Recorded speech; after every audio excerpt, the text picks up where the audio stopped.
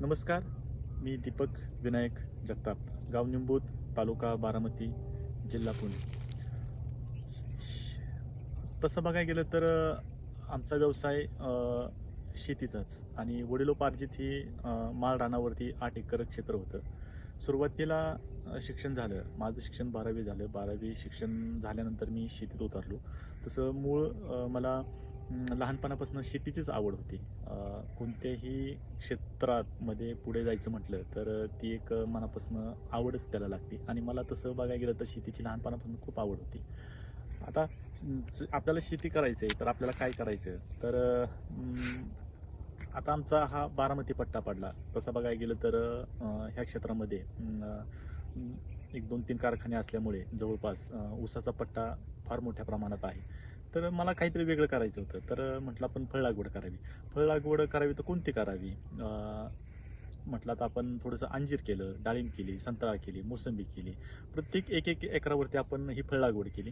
फळ लागवड केल्यानंतर संत्रा, मोसंबी एक 4-5 वर्ष आपण ती ठेवली. 1-2 बहार घेतली त्याचे. पण म्हणावं असं ह्या भागातलं त्याला क्लायमेट सूट झालं नाही. ती कारणतारणी काढावी लागली. डाळिंब खूप चांगल्या प्रतीचं आलं. पण डाळिंबाला सुद्धा तेल्या आणि मरचा खूप मोठ्या प्रमाणामध्ये त्याच्यावरती इफेक्ट झाला. त्याच्यामुळे ते सुद्धा आपल्याला काढावं लागलं. राहिलं अंजीरच पीक. आता म्हटलं आता अंजीर जर आपल्या हातातून गेलं तर आपल्याला परत जे आपल्या आजोबांनी जे वडिलांनी जे ऊस असतील, कडधान्य असतील, भाजीपाला पिकं वगैरे काय असतील हेच म्हटलं आपल्याला घ्यावं लागेल.